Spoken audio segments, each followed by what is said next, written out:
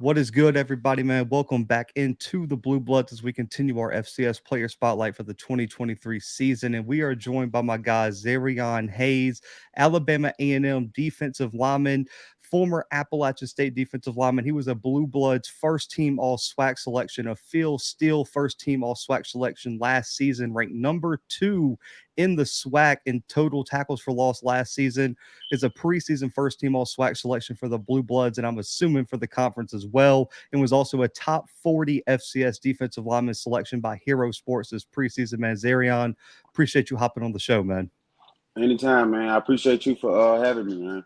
Absolutely. So, doing some research for this interview, man, we'll have to start here because I was very surprised to see you actually were playing quarterback a lot in high school, leading your team to a state title. And I've seen your highlights in college, and I was like, I can only imagine how terrifying it was to see you lined up in the shotgun, leading your team in rushing, leading them to an undefeated season one year, and then I want to say a 13-2 record the next year. For you, how difficult was the transition full time to defensive end? And have you talked to Coach Maynor about maybe getting some Wildcat in this season? It was very big. It was different actually playing quarterback. I had managed the game real good, so by playing quarterback and defense end, it really taught me like how a quarterback see through like the defense and stuff like that, and I ran with that and took with that. And I talk to Coach Maynard about it sometimes. I put a little bug in it. Hey, Coach, I used to play quarterback, man. Hey, let me run that thing.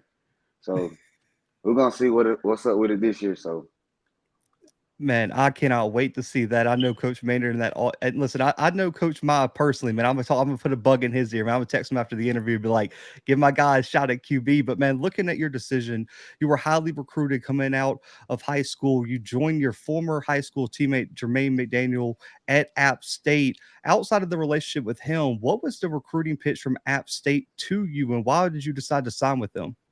um, I say Coach Watts. He recruited me very well. They used to come to the school a lot. Showed very much attention to me. Every year, and Jermaine was already up there, so I had to take the ropes and go with that. I think you look at your first 3 years, two of them you missed with injury, man. And I really feel like as athletes, people focus more on the injury rather than the mental side of it. In terms of you're missing reps, you should be out there. What were the toughest things for you to overcome those first 2 years, having to overcome big injuries? It was very tough. I had to sit out a lot. Man, I hated it, but that's what come with football injuries. So I had to step up and be a man and like take that ownership. Like injuries come with this. It plenty of times I wanted to quit, but a dude named Jordan Mitchell that go here now, he was at App. He got in my ear and was like, Z, you can do this, man. It was like I was depressed a lot. So he really like uplifted me, and I really thank him for that today. I mean, I'm glad you mentioned that, and that's why I think that question is important, man. Because I think people forget the real mental struggle for an athlete. Man, you go to college to play football, and then that kind of gets taken away from you, and you become an athlete, and you got to focus on the recovery, which is harder than actually probably playing. Your decision to enter the portal was a big one, man. Walk me through it. Why did you want to look for another university to finish your collegiate career? That was pretty. They was good to me, like what you said with injuries, they come, and I felt like I wasn't ready at the time when they wanted me to play and stuff like that. So I had to make a decision. The head coach called me in and talked to me and stuff like that. He wanted me here, but things have to change, so I had to take that and run with it. So I had to make a decision to transfer out for me and my family. Alabama A&M emerges are leading your recruitment, man. What was the pitch from Coach Maynard and that staff in terms of getting you down to Huntsville? It was very big, man. Coach Meyer, he did a lot of work to get me here and stuff like that. And I appreciate Coach Maynard for that too.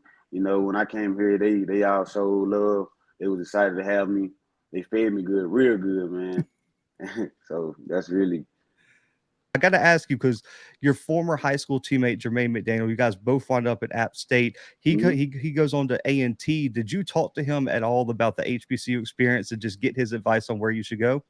Oh yeah, we talk every day. That's just like my brother. So we talked every day, and now he's doing a great job where he at. He in the USFL now, so he's doing a real great job. And shout out to Jermaine, like you said, doing a great job. And I got to see him down at the HBC Legacy Bowl this past year. Last season, man, you got to A&M. Everyone talked about the defensive rebuild. I think you guys had pretty much all new starters at every position. You included, you have a breakout season. I mentioned all the all conference, the top 40 hero sports defensive lineman. Man, what clicked last season for you? Well, Clint, really, it was a mental thing. I had to refocus back in since missing 2 years of football, so I really had to lock in. And like coming off that knee injury, really, I had to focus on just like playing and getting back into the groove of playing football again. And with the guys around me, try to make everything possible as I can on the back end to the front end for them, so everything can be easier. So I just played my role and did my part. So I got to talk to Coach Maynor after the spring game, and you had a huge one man had a big safety, caused a big safety in that game. It was storming, so I'd give a shout out to you guys for going full contact in that weather, man. I was aggravated. I was like, it just will not stop raining. But I got to talk to him. He's so animated. He's probably one of the best coaches to interview. But I want to ask you, what is he like behind the scenes with the team? oh man, he is a great guy. Great guy. Like he is a real competitor. Like he likes sports. He likes to win, and I appreciate him for that. He's a very tremendous, great guy. Coach Bolware, he got brought in to revamp this defense, man. You were a big piece of that. You've seen a big step taken forward for this Bulldogs defense. What is it like playing in his scheme, and just for him as a defensive minded coach, how has he helped you improve as a defensive lineman?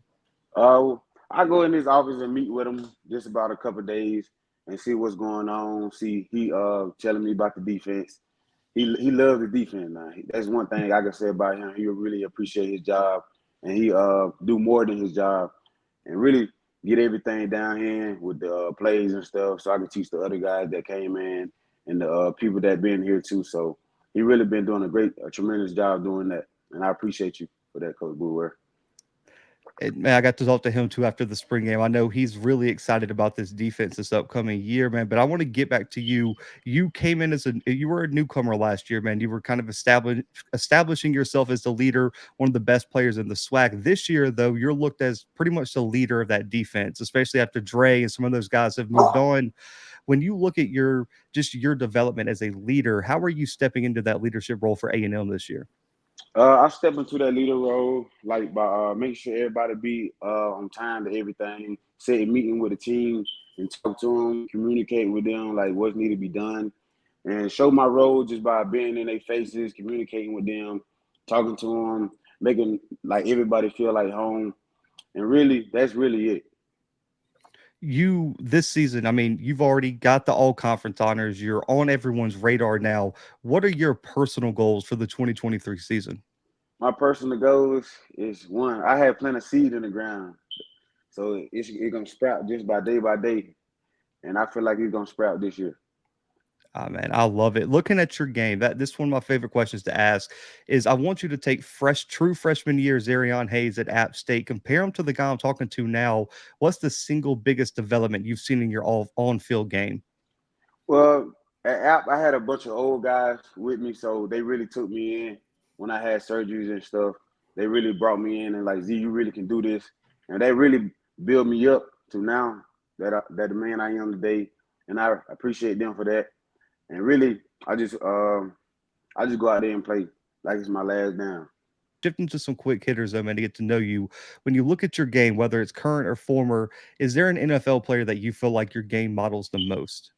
I like Cameron Wake. Back in the day at Miami, he was very tremendous off the ball, coming fast off the edge, and I try to pick up some of his game. And Joey Bosa, they do a pretty good job, a very great job. I like their pass rush. I watch them a lot and stuff right there, and try to lock in and focus on my technique with like theirs. Man, you gave me a throwback on that one. Now, I'm a Dolphins fan, so to hear Cameron Wake, I was like, "Let's go!" Because I mean, people don't remember at the height of his prime, he was unblockable at times for that Dolphins team. He just got stuck on some really, really bad teams. I'll throw that out there for people. But looking at your career, whether it's probably at App, but just what was your welcome to college moment on the field? Welcome to college moment. I'll say I really didn't have one. I really didn't have one.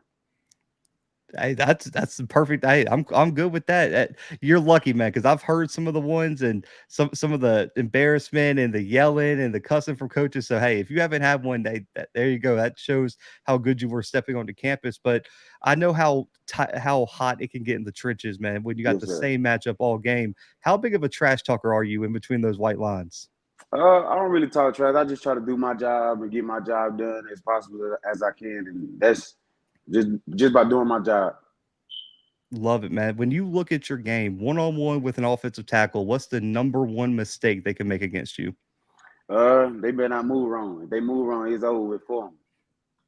You have to get to the quarterback, man. This play, only one play left. What's your go-to pass rush move? I would take, but I ain't gonna say because I know people gonna be watching this. But I give them like a little stutter, spin, some stuff like that, something to just get them shaking off, and I'll power speed rush to them.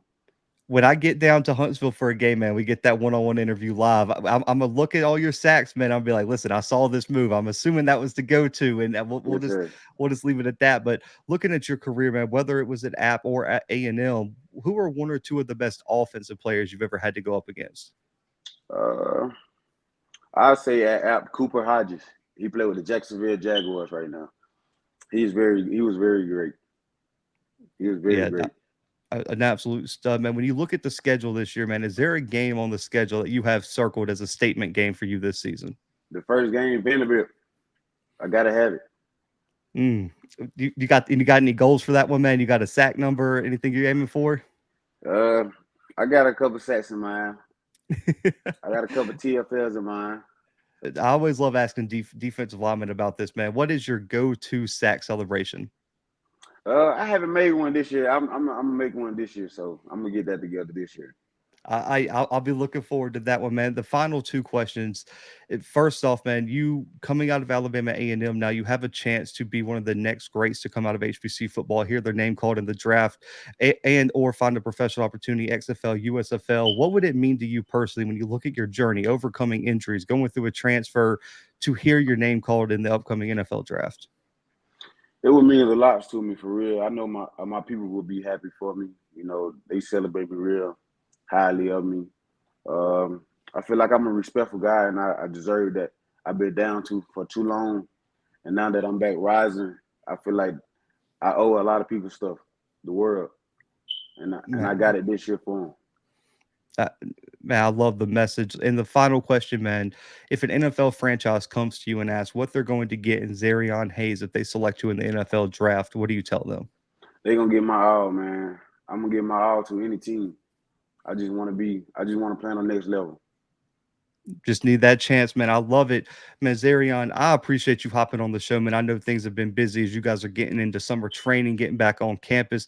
Let people know where they can find you on social media. I know you've just got a new Twitter out there, man. Let people know where they can follow your journey. IG, Zareon Hayes, Twitter, Zareon Hayes, and that's really I use for real. Well, Zareon, I appreciate you again so much. Guys, make sure to go follow Zareon on all social media. It's going to be another big season. I'm expecting this guy to make a run for FCS All American, definitely be first team All SWAC again. And I just want to say, all those SIDs that didn't put you on the first team last year, I'm gonna need their credentials taken away because I don't know Oh what yeah. film they were watching. That was ridiculous. I saw you were on second team, so I'm glad my guy Phil still in our publication had you first team. But guys, for Zareon Hayes, for myself, and for the Blue Bloods, man, we are out for right now.